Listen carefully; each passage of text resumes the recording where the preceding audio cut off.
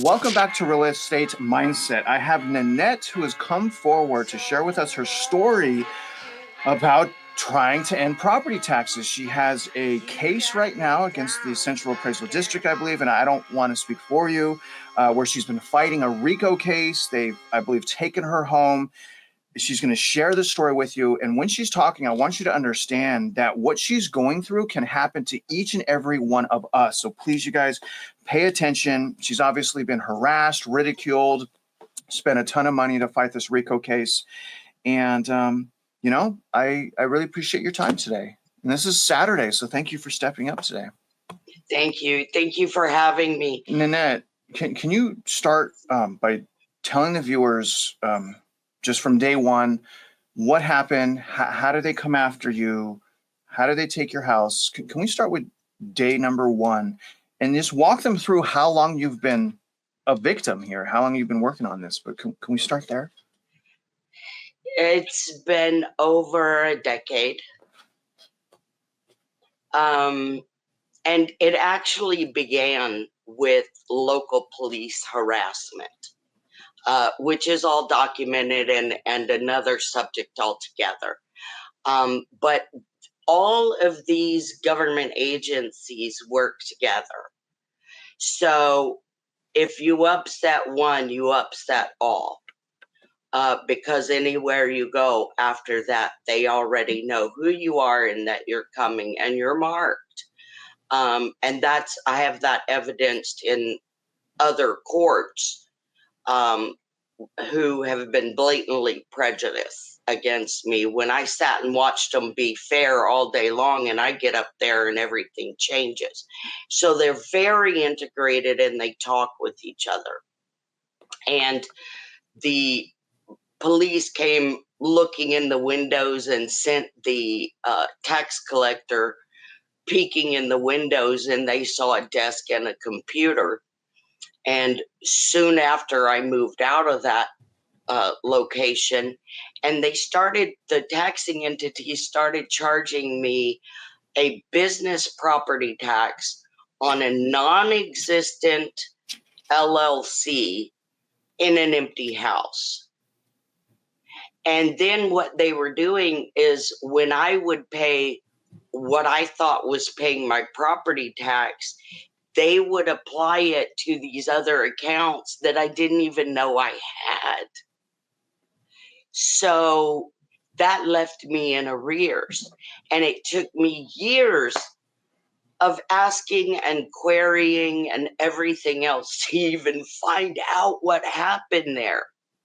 So when I did, that's when I kind of engaged in the fight, because they sued me for the business property tax.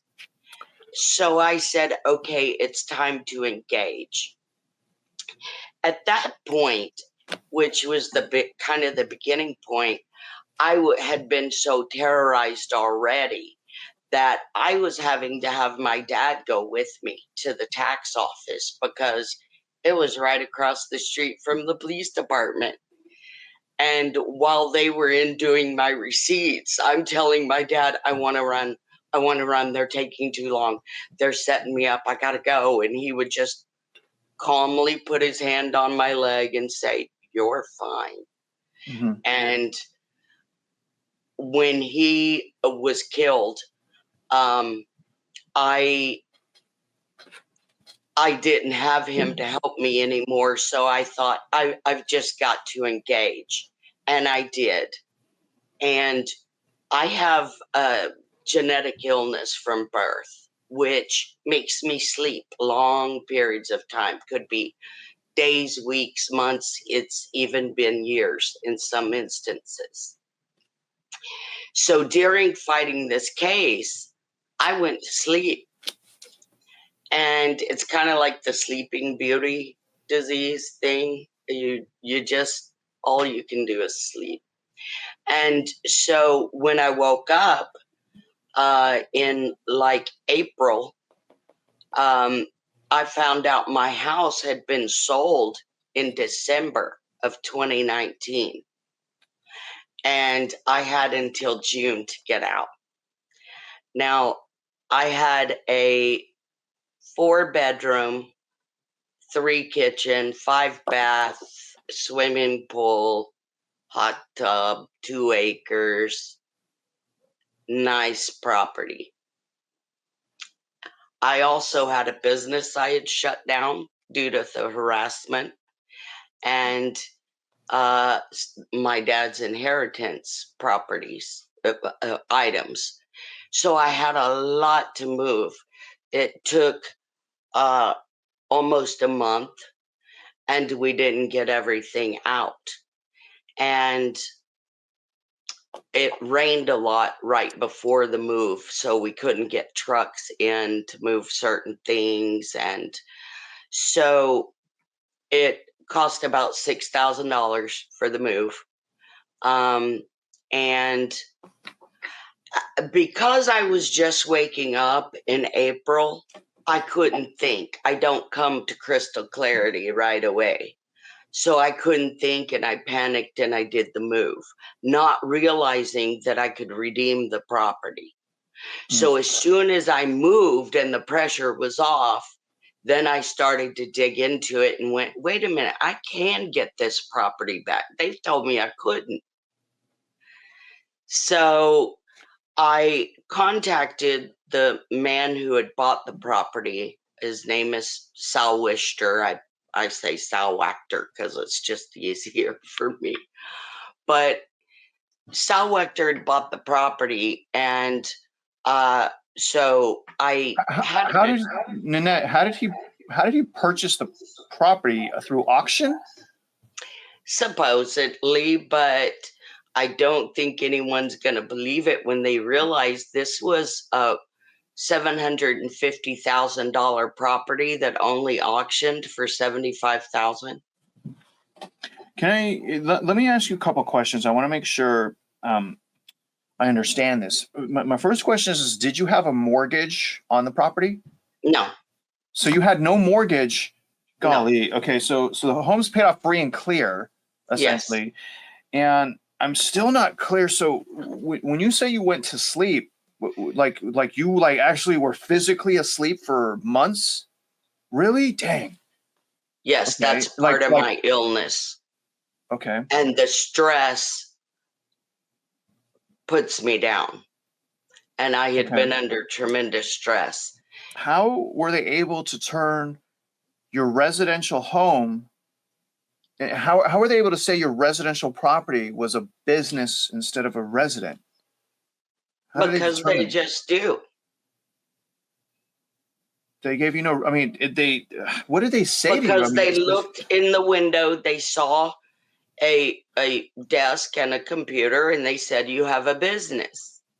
How much were the business taxes that they were trying to charge you? Well, the lawsuit they filed was like $11,000 originally. That's a lot of money. See, you have to understand, Travis, that the business property tax that they put on there was for a house in Tomball, which is Harris County. They took that business property tax and attached it to all of my properties in Harris and Montgomery County. As a lien? As like an additional lien?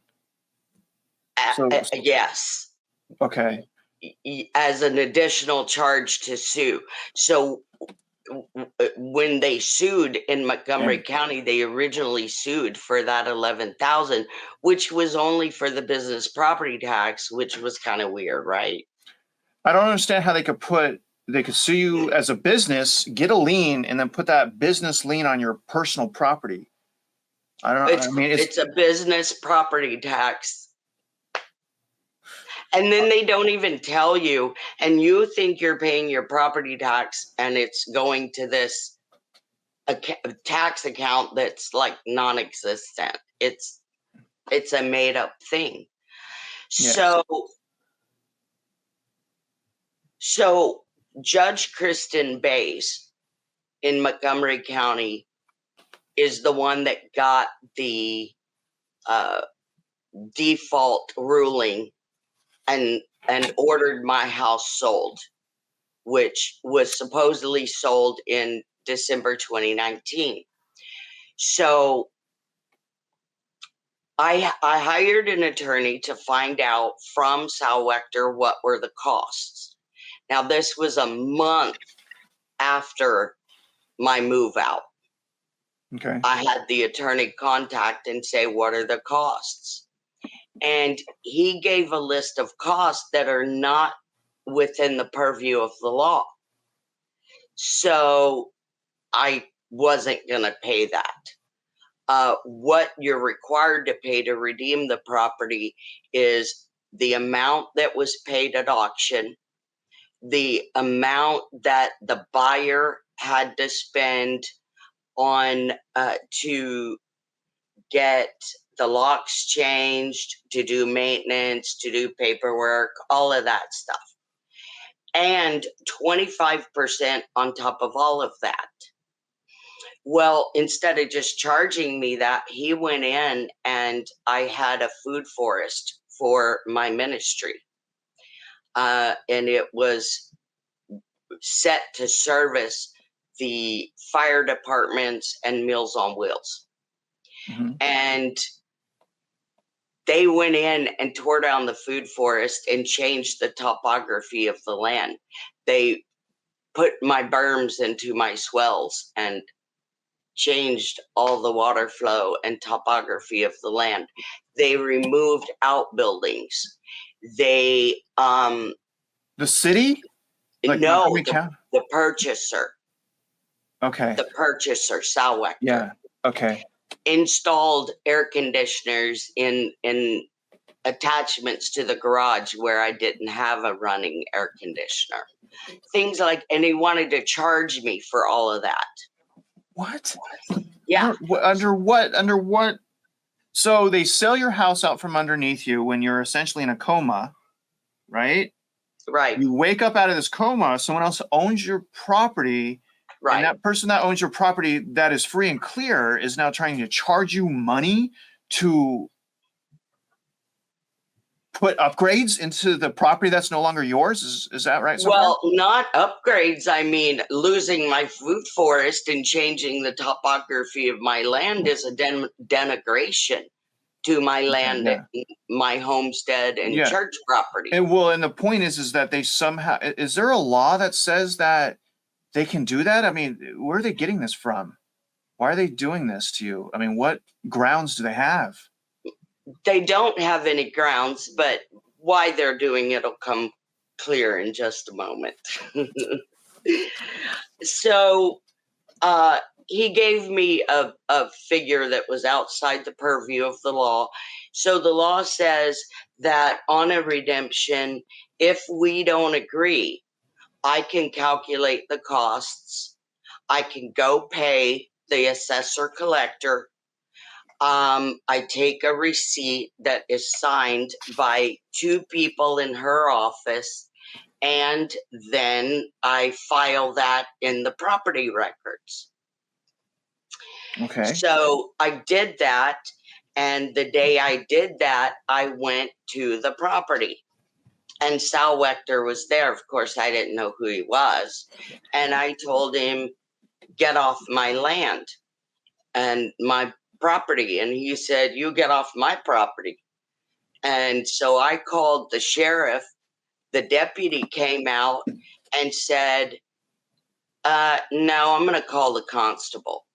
He called the constable, and the constable said, if you step 1 foot on this land, I'm going to arrest you for trespassing.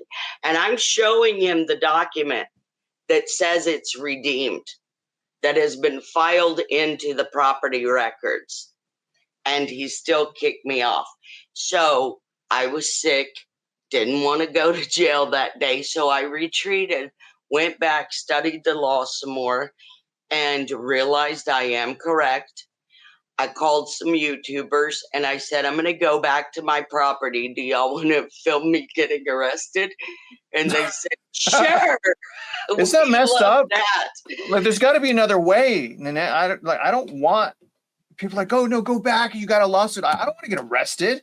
I want them to fix the problem and adhere to my civil rights. I don't want to fight. You don't want to fight. I mean, the energy, that it takes for these fights. I mean, Well, it's going to get real interesting in just a second. If you think this is interesting and outrageous so far, hang on to your hats. So where was I? I got the YouTubers. I went to the property. I called the constable. I said, I'm going back into my house. You can come and arrest me. And he didn't show. So I made entry to the house, changed the locks, and then I moved back in. Another $6,000 and 2 weeks of moving. I mean, we're talking a couple semis, to get me moved. Yeah. And so I got moved back in, and actually the constable made me file a forcible entry and detainer. And I said, why? Nobody lives here. And he said, well, that's the way he got it. That's the way you're going to get it. So until you file that. So I had to go through that little process first. Let me make sure I understand what you're saying. They took your property, then you legally got it redeemed. Then you had to file with the police department some type of hey, I'm going to force my way into my property. Is that right? It's an eviction action, and nobody was living there. So, of course, I go before Judge Madsen or Masden in Montgomery County, JP, and he denies me. Based on what? What did he say? I mean, they got to be saying something, right? What are they saying to act like this is okay? What are they telling you? Not much, really. That this is the law, and you're going to get arrested or do what we say. So when I went to court for before I made entry, okay, I skipped this part. I'm sorry. Before I made entry, I had to go to the JP court for the forcible entry and detainer, which they denied. Then I did my research. Then I said, I'm going in. I don't care. So I went back and went in, moved in. And then in the Masden's court, when I went to move back in, I discovered they had ripped out carpet. They had removed built-ins. They had, like I said, removed outbuildings. Whatever of my property of household goods that was left was supposed to be taken by the constable and put into storage by law. Did they do that? No. I left a billiard table. I left an outbuilding with about $15,000 worth of compressor equipment that was set up, ready to function. There was an outbuilding that I had sitting there that was supposed to be moved over my wellhead, and that was gone. Of course, the topography. So I'm gonna sue this guy, right? I already know I'm gonna sue him for all these damages he did to my property. Okay, this is crazy. This is crazy. So they threw away all your stuff. You get there, you move in, you go to court, you're learning your law, you're moving in, they throw away all your stuff. Golly, this is... it gets worse. And real quick, are you living there right now? No. Okay, keep going. So there was all the damages, and I was going to sue this guy. When I went into the court for the eviction, the forcible entry and detainer, I found out that they were trying to sue me, saying I didn't pay enough for my redemption. The one that you just got approved, the redemption that you just got stamped and 2 signatures, they're saying that that was void? Yeah. Okay. Okay. So they were trying to serve me. They were like, we were going to serve her today in court, and she didn't show up.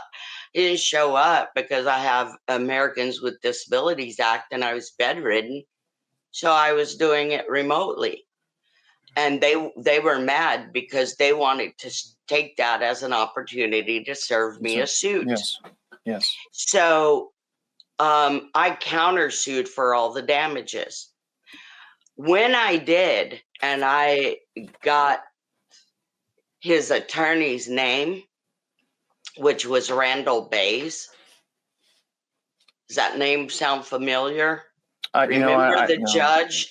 Remember the judge that I told you that took it in a default ruling? Judge Kristen Bays. Randall Bays is her husband. Sal Wechter is his client.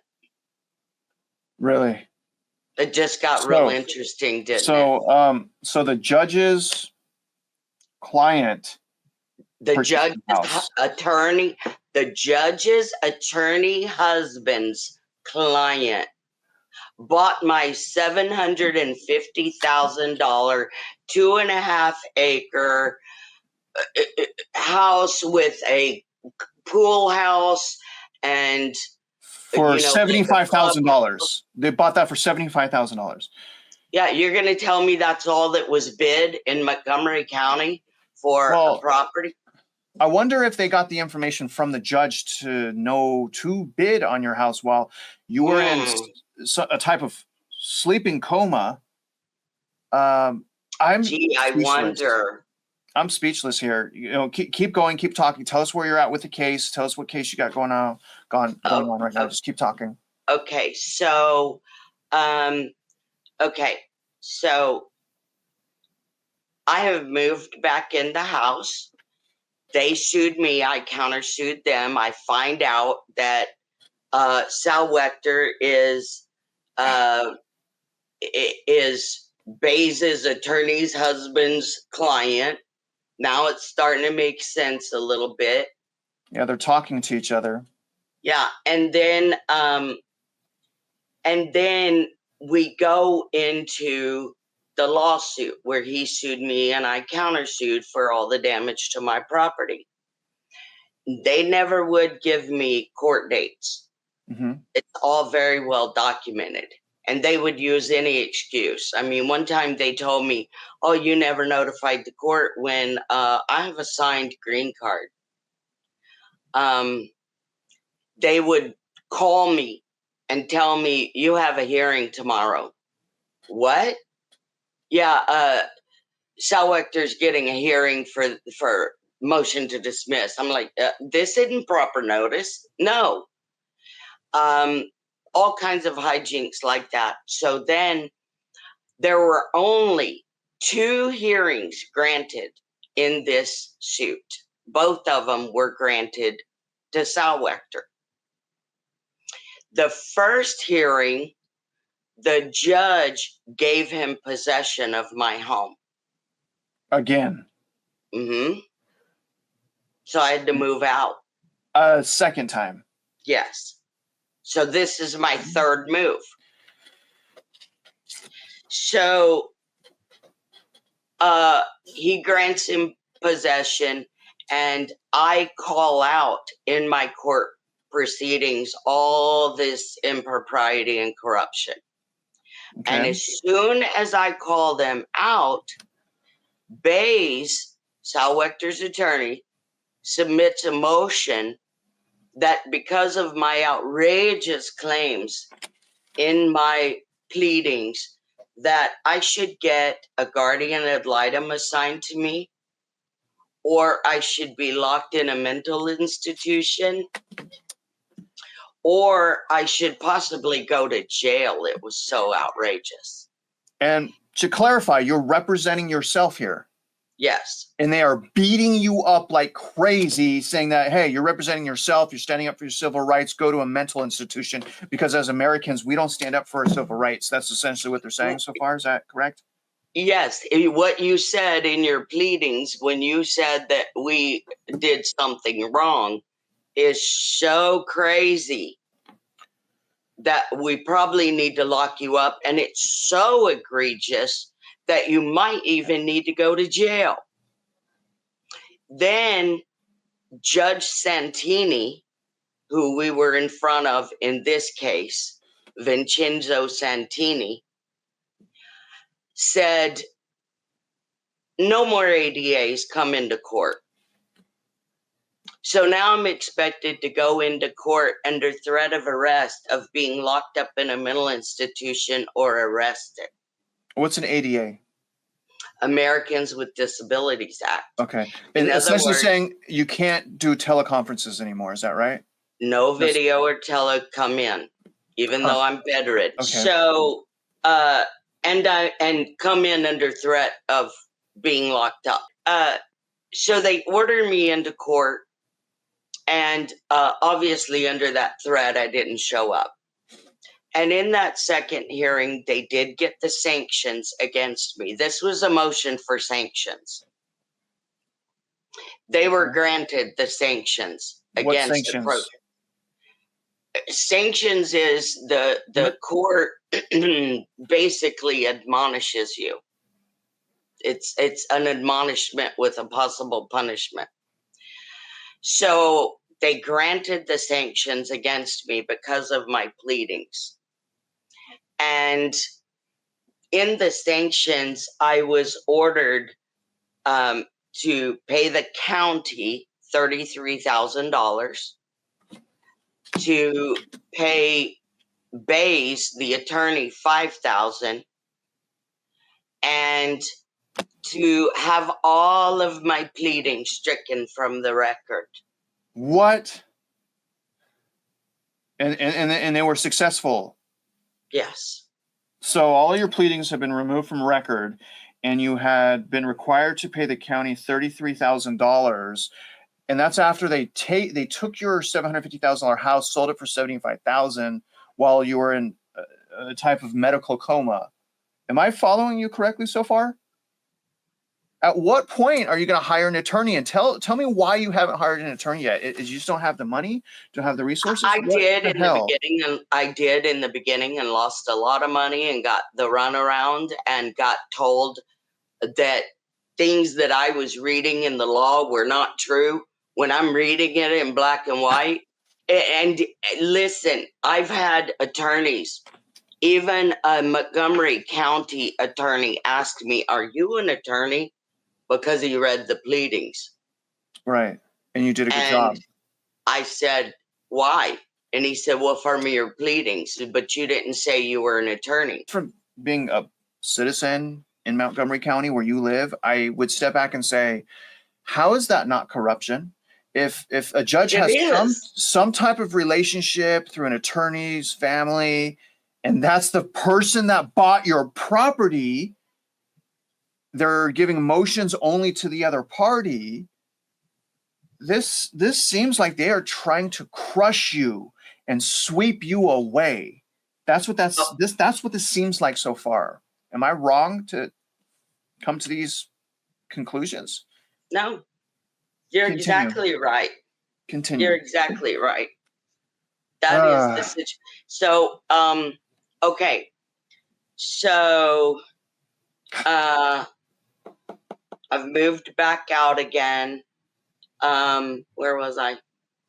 Well, you moved back out. No, it's okay. You moved back out. I interrupted you because I am in disbelief in what I'm hearing. It's overwhelming. I know. And I have to tell people several times before they can even wrap their mind around it. So it's been extremely hard to get anybody to listen to me. This is where you were. Because now they have my money and my house. Well, and your peace. It's worse, Travis. And your peace and your passion and your patriotism. My ministry is stopped. Your ministries, your ability to make an income since they take. So this is where you are. They just awarded $33,000 to the plaintiff. You owe that. They've stricken all of your pleadings from record. Where are you at now? So I appealed, and it's obvious from the appeal that they did not read the case because they had the whole timeline out of sync. And I mean, saying, oh, against our objections, Carly re-entered the property in February or something like that of 2020. I hadn't even moved out yet.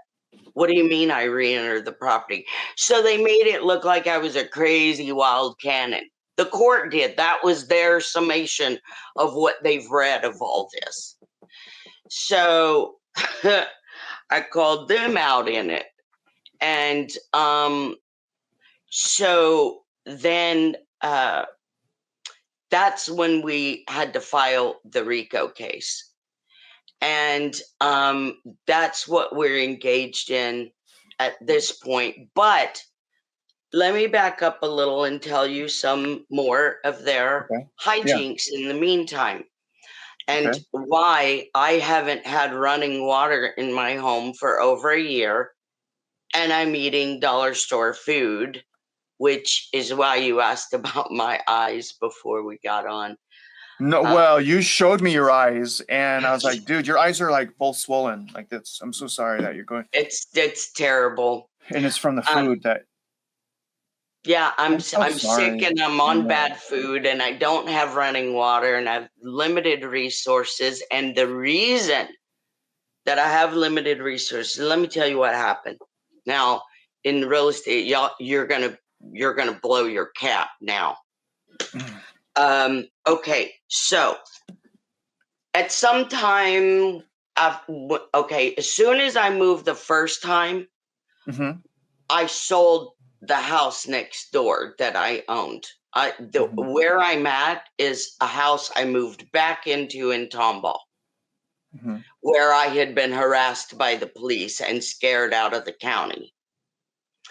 And so I moved back here and I had to sell the house next door just to pay expenses and all this stuff, right? And keep going. So you have multiple properties.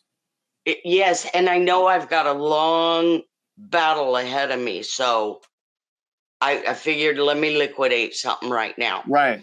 So I sold the house next door, and a month, 2 months, 3 months after that, I get a letter from the records clerk in Harris County. Okay. And I thought, what do they want? And I opened it up, and it said, we're returning your filing unfiled along with your filing fee because an individual cannot file an IRS lien on their own property. And I'm like, what? What are they talking about? So I flipped it open to see what filing, what payment. And I find that there had been previously a notice of IRS lien, which is, by the way, not a lien, it's a notice. They're two different things.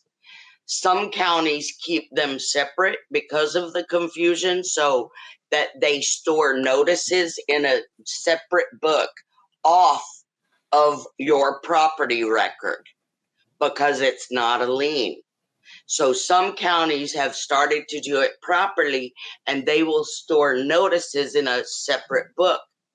They don't do that in Montgomery County or Harris County. So a notice of IRS lien, which is also false, and I'm in suit with them right now too. Is this your homestead?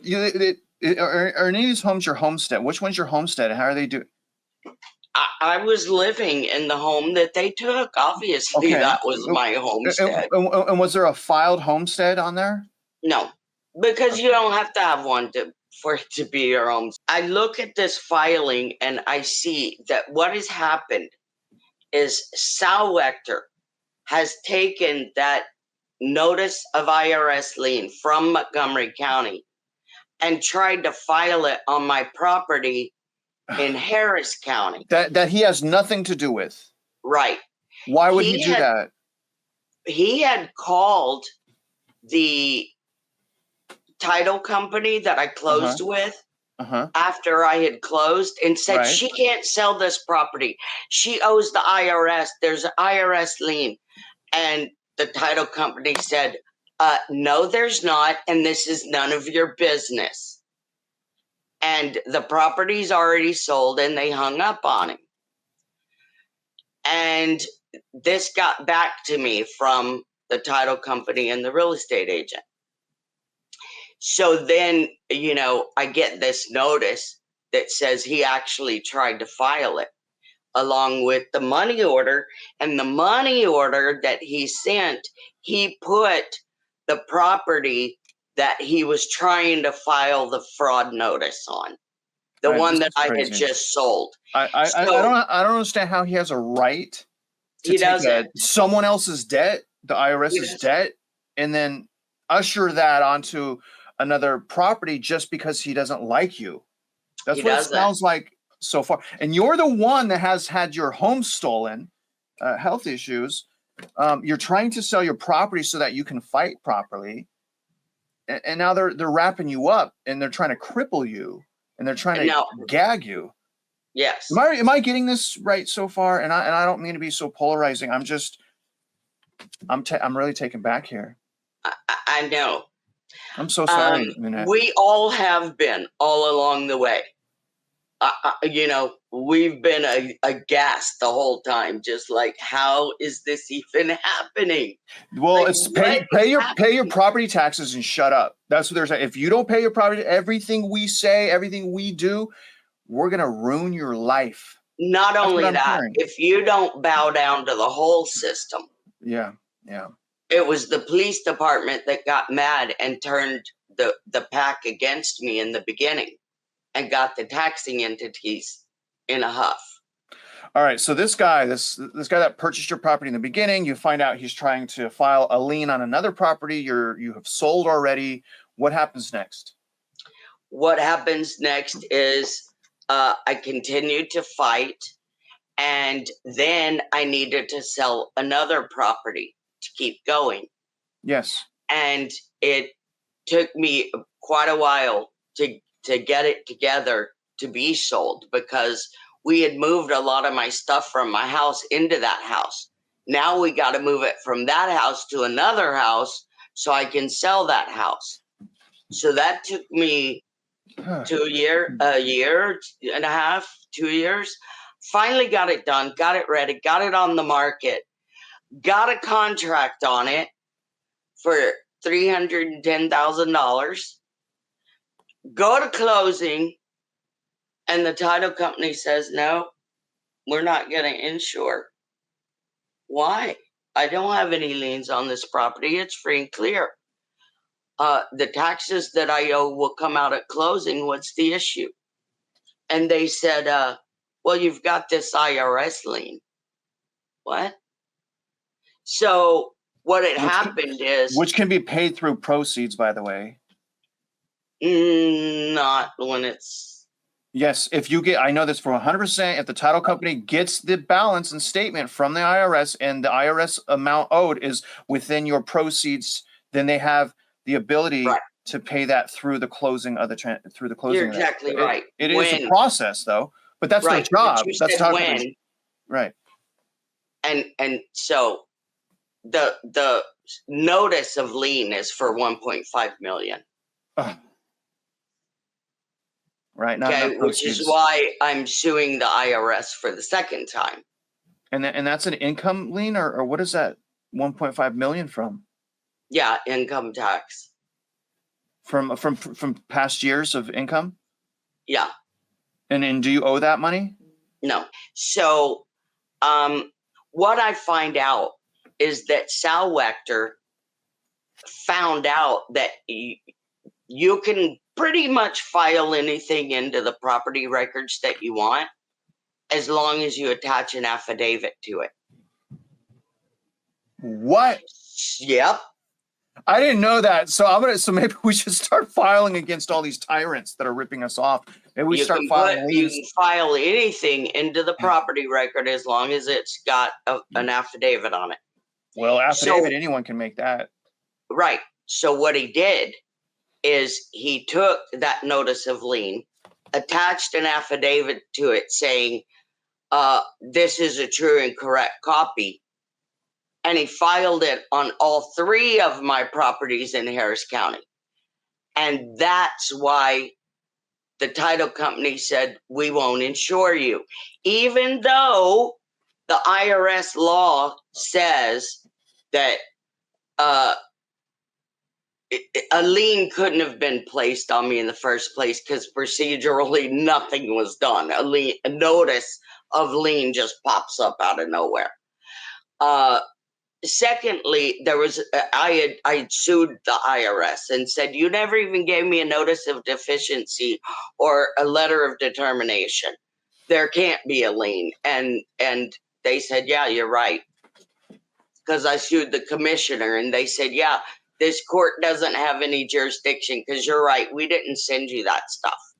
Well, so there is no your lien. Other 3 properties are locked up though, right? You cannot say they've sounds fair. See, I would have running water and be able to buy food and medicine and pay my bills and mow my lawn. And retain a team of attorneys if you chose to. But I've been blocked from selling any properties so that I can't fight in this deal. By this guy, Sal Wechter. Yeah. Filing things against your property with an affidavit. False cloud to title. And so when title pulls that up, they find, oh, what's this? They open it and it freaks them out. And they're like, well, we can't insure this, so therefore you can't close. Because in order to close a transaction, if the other party is getting a mortgage, that is a requirement that the title insures the chain of title. That is freaking crazy. I'm sorry. Anybody who understands property law and IRS tax law will understand there is no lien on those properties. But the title companies are saying there is. So they blew my sale. And well, they're saying it is because there was something filed by that Sal Wechter, from what you're saying. He filed something, he got it to stick. And it's not a normal practice when you're at title and you close a transaction for an affidavit to pop up, right? It needs to be a actual lien from the IRS. Filed by the IRS. Yes, I know that. And then the title company will order an exact payoff amount from the IRS, and it will have all of the lien details because they have to release the lien. They have to show. So this is a loophole that you're talking about right now that is totally wicked. It's wicked. And I want to mention also, if I was at my house, I would have water because I had a well. Yeah. When I left my home, I had 1,000 gallons of propane in the tank, or well, somewhere between 800 and 1,000 gallons in the tank. So I've been out of my home for 5 years. You ask about hiring attorneys. Just my cost to do this has cost me almost $1 million. So what do you think an attorney would charge me? I mean, that's just in my cost for paper and ink and mailing. But I also did have to pay some people to teach me law. I had to buy a lot of books to learn law. I had to, get a lot of consultations. So it's cost me right at $1 million. They've blocked my ability to bring in any income. I've been scrambling.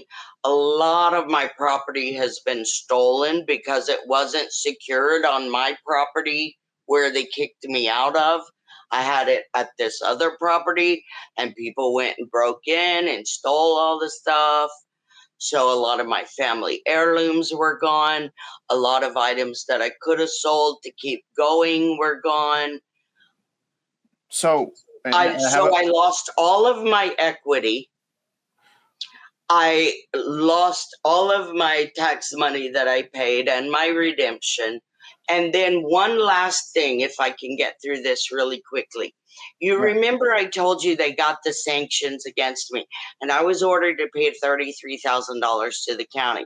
Well, you Yes. can look up a case that is Sal Wechter versus Tammy McRae, the assessor collector, versus Nanette Carley. And what Sal Wechter did is he sued the assessor collector to get that $33,000. He left the No redemption. way. He left the redemption money in the collector's office all this time. And then now he's suing to get that $33,000, which, by the way, remember, was ordered to be paid to the county, not to Sal Wechter. I know. It's just like Sal Wechter's like the goon. Is this guy like a legal goon going around harassing people for the county? Well, you know, his advisors are Judge Bays and her husband, Randall Bays. So he sued for that, and they contacted me. First, the court contacted me and said, we want your social security number, your ID, Okay. and you sign a W-9. I said, why? And they said, because we're going to move the funds from the assessor collector's office to the court registry. And I said, absolutely not. So then Sal Wechter sued to get that $33,000 for himself. Yeah. And they involved me in the suit. And I said, I don't have anything to do with this suit. That doesn't have anything to do with me. I'm not getting involved in this at all. So I didn't even respond. Y'all monkeys do whatever y'all want. It's blatantly obvious what's going on here and what has been going on. And so the point I want to make, this is called asset stripping. It's happening all over the country. I'm not the only one. They use several means by which to do it. Several of them they've tried to use on me. They claim that and they do it mostly to females, but they do it to males also. They do it to older females who are widowed, sick, or otherwise disadvantaged, and they do it a lot on expensive properties that are paid for. And they do it in several different ways. They have different tactics. Those are going after you for taxes and this whole corruption I've been going through. They try to get you a guardian ad litem so their attorneys can control you and your property, and they can remove you from family and keep you locked away where nobody can get to you. Check Wayne Dolcefino did a story on that. They use locking you up in a mental institution, trying to get some kind of criminal charges on you to get you locked up so that they can then grab your property. And like I said, it's happening all over the country. And if they can bring me to this point, they can do it to what would happen to my neighbors in this neighborhood, who are pretty much blue collar. Nanette, I want to give you the last words. Can you just talk to the viewers, let them know what your final message is, let them know how to reach you? I can be found on Google and YouTube, and I'll link it here too. I'll link your info in the video description. I'll have your email, okay, in your description. So if you guys want to get a hold of her and give her maybe some advice or some help, her email will be there. But what message can you give to the viewer? So, and I hate to say this, Nanette, but so that this doesn't happen to them. Support the people that are in the fight. You better support them. Did we learn nothing from Nazi Germany? People kept saying, they're killing everybody. They're doing this. They're doing that. And everybody just kind of went, oh, I'll pray for you. Support the people. We need your prayers, but we need your money. We need your voice. We need your letters, your calls, your body showing up. Get in it, or it's going to happen to you. If they can take my property that I paid all the taxes on, fines, fees, penalties, interest, redemption, keep me from making a living, block me from selling any properties, commit all this fraud in broad daylight, if they can do it to me, they can do it to anybody.